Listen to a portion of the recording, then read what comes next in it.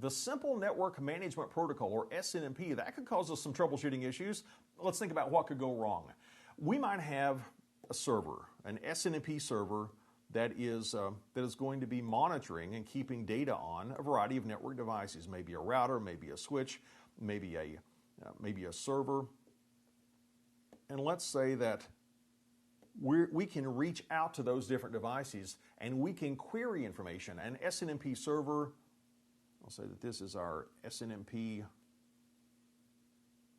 server. If I could spell, that would be fantastic. This is an SNMP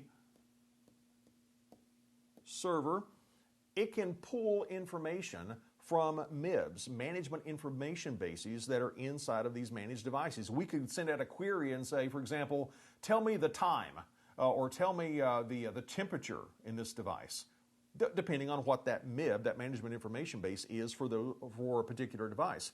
But SNMP also allows these devices to proactively notify an SNMP server. We can send SNMP traps from these managed devices back to the SNMP server.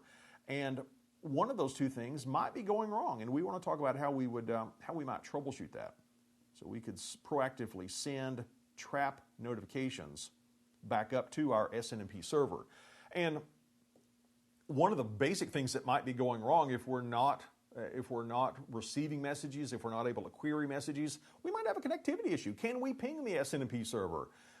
Maybe it's a security issue. There are different SNMP security levels, different SNMP versions. There's version 1, version 2C, and version 3.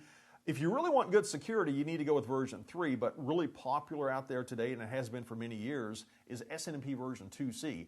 With SNMP version 2C, we use community strings, which are much like passwords. It's a string that has to match on the server and the managed device. And there is a read-only community string, and they have to match to get read-only information. And there is a read-write community string, and those have to match to be able to read and or write information. And maybe those community strings simply do not match up. Or maybe the server is configured for one version and the managed device is configured for another version. Let's take a look at a configuration of SNMP, or more specifically, how we configure SNMP traps. And we'll take a look at the different versions available on our Cisco router. Well, let me just do this slide out in a live interface. Let's hop back out to our live interface.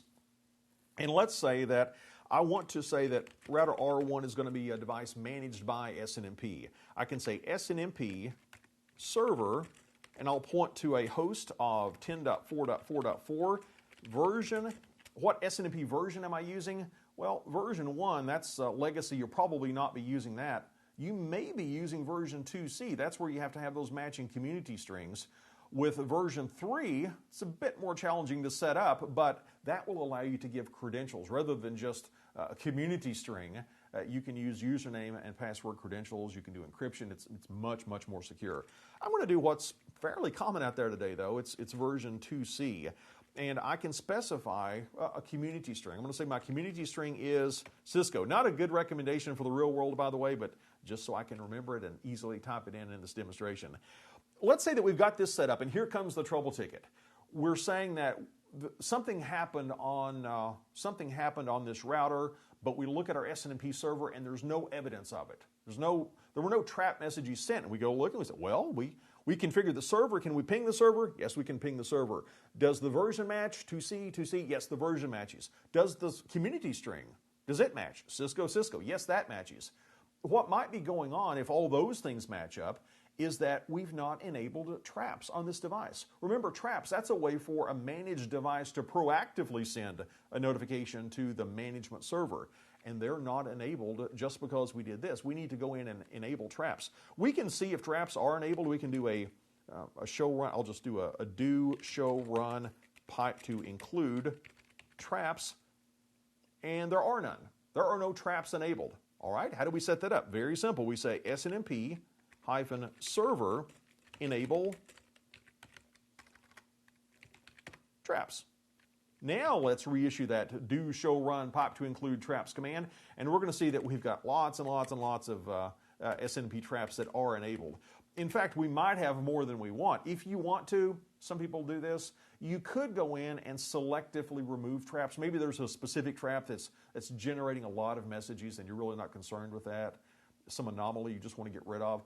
You can go in to global configuration mode and just negate. You can put the word no in front of one of these commands and you can surgically remove individual traps from your SNMP configuration.